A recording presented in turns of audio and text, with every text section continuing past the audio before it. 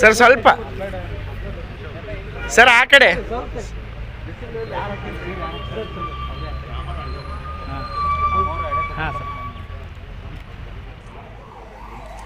ನಮ್ಮ ಎರಡು inspectors Gol Gumbaz inspector ಮತ್ತು ಗಾಂಧಿ ಚೌಕ್ ಇನ್ಸ್ಪೆಕ್ಟ್ರು ಮತ್ತು ಎಲ್ಲ ಠಾಣೆ PS ಅವರು ಕ್ರೈಮ್ ಸ್ಕ್ವಾಡನ್ನು ಫಾರ್ಮ್ ಮಾಡಿ ಈಗೇನು ಇತ್ತೀಚೆಗೆ ಆದಂತಹ ಈ ಕಳ್ಳತನ ಪ್ರಕರಣ ಮತ್ತು ಈ ನಕಲಿ ನಾಣ್ಯ ಕೊಟ್ಟು ಅದನ್ನು ದುಡ್ಡನ್ನು ತೆಗೆದುಕೊಂಡಂಥ ಪ್ರಕರಣಗಳು ದಾಖಲಾಗಿತ್ತು. ಆ ಹಿನ್ನೆಲೆಯಲ್ಲಿ ಒಟ್ಟು 14 ಜನ ಆರೋಪಿತರನ್ನು ಬಂಧನ ಮಾಡಿದ್ದಾರೆ. 12 ಪ್ರಕರಣಗಳನ್ನು ಭೇದಿಸಿದ್ದಾರೆ.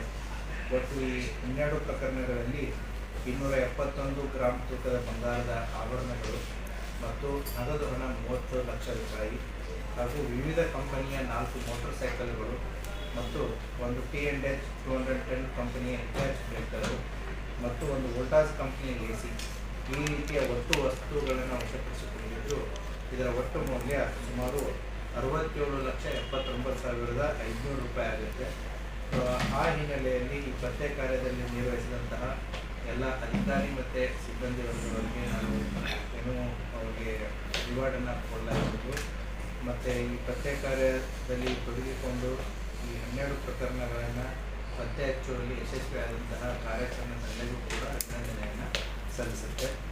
ಮನೆ ಕಳ್ಳತನ ಪತ್ತೆ ಮಾಡಿದಂಥ ವರದಿ ನಮಗೆ ಕೊಟ್ಟಿದ್ದೀವಿ. ಅದೇ ರೀತಿ ಈ ಪರ್ಟಿಕ್ಯುಲರ್ಲಿ ನಕಲಿ ಬಂಗಾರದ ನಾಣ್ಯಗಳನ್ನು ತೋರಿಸಿ ಜನ ಮೋಸ ಹೋಗ್ತಾ ಇದ್ರು.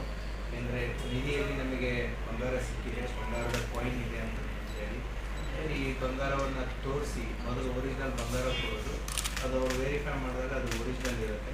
ತದನಂತರ ಇಷ್ಟು ಬಂಗಾರದ ಕಾಯಿನ್ಸ್ ಇದೆ, ನೀವು ಇಷ್ಟು ಅಮೌಂಟ್ ಕೊಡಿ, ಅವರು ಕಡಿಮೆ ರೇಟಿಗೆ 100 ರೂಪಾಯಿಗೆ ಇದ್ದಿದ್ದಾನೆ 70 ರೂಪಾಯಿ ಕೊಡ್ತೀನಿ ಅಂದರೆ ಅವ್ರು ಆಸೆಗೆ ಬಿಟ್ಬಿಡ್ತಾರೆ. ಸೊ ಬಂದು ಆ ರೀತಿಯಾದಂಥ 2 ಘಟನೆಗಳಾಗಿತ್ತು. ಏನು ಅಂತಂದರೆ ಒಂದು ಘಟನೆಯಲ್ಲಿ ಇವರೇನು ವ್ಯಾಪಾರ ಮಾಡ್ತಾ ನಿಂತಿರ್ತಾರೆ, ಹೈದರಾಬಾದಿಂದ ಒಂದು ಪಾರ್ಟಿ ಬಂದಿತ್ತು. ಅದೇ ರೀತಿ ನಮ್ಮ ಹಗರಿ ಬೊಮ್ಮನಹಳ್ಳಿಯಿಂದ ಆರೋಪಿಗಳು ಸೊ ಸಿಂದಗಿ ಕ್ರಾಸ್ ಹತ್ರ under section 179 and 180 along with 3 Clause 5 BNS ಅಡಿಯಲ್ಲಿ ಪ್ರಕರಣ ದಾಖಲಾಗುತ್ತೆ. ಓಟಾನೋಟ ಚಲಾವಣೆ ಮಾಡುತ್ತಿರುವವರ ಮೇಲೆ ಇದು ಕ್ರಮ ಆಗುತ್ತೆ. ಅವತ್ತಿನ ದಿನ ರಾತ್ರಿ 8 ಗಂಟೆಗೆ ಒಬ್ಬನು ರಾಜು ಮಮದಾಪುರ ಅನ್ನುವಂತಹ ನಮ್ಮ PSI ಅವರು ರೌಂಡ್ಸಲ್ಲಿದ್ದಾಗ ಒಬ್ಬ ವ್ಯಕ್ತಿ ರಿಯಾಜ್ ಕಾಸಿಂ ಸಾಬ್ ವಾಲಿಕಾರ್ ಅಂತೇಳಿ ಇದು ಒಂದು ಹಾಲಿನ ಅಂಗಡಿಗೆ ಹೋಗಿರ್ತಾನೆ. ಹಾಲಿನ ಅಂಗಡಿಯನ್ನು ಪತ್ತೆ ಮಾಡ್ತಾನೆ. ಅವ್ನು ಕಂಟ್ರೋಲ್ ಬಿಟ್ಟು ಫೋಟೋ ಮಾಡಿದ್ದಾರೆ. ಅವ್ರು PSIಗೆ ಮಾಹಿತಿ ಬರುತ್ತೆ. PSI ಹೋಗಿ ಚೆಕ್ ಮಾಡಿದಾಗ ಈ 5 ಫೋಟೋ ನೋಟುಗಳು ಅವನ ಹತ್ರ ಸಿಗ್ತವೆ.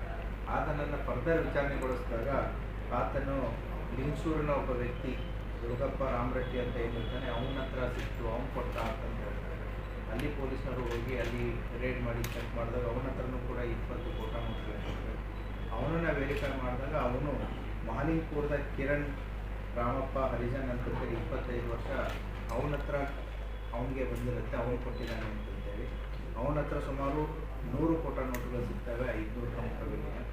ಈ ಮಾಲಿಂಗಪುರದ ಕಿರಣ್ ಭೀಮಪ್ಪ ಹರಿಜನನ್ನು ಎನ್ಕ್ವೈರಿ ಮಾಡಿದಾಗ ಅದು ಮತ್ತೆ ನಮ್ಮ ವಿಜಯಪುರ ಜಿಲ್ಲೆ ಕೋಲಾರ ಹತ್ತಿರದ ರಮೇಶ್ ಸವಳ್ತೋಟ ಅನ್ನುವಂಥ ವ್ಯಕ್ತಿ ಈ ಥರ ಬಂದಿದೆ ಅಂತ ಮಾಹಿತಿ ಬರುತ್ತೆ.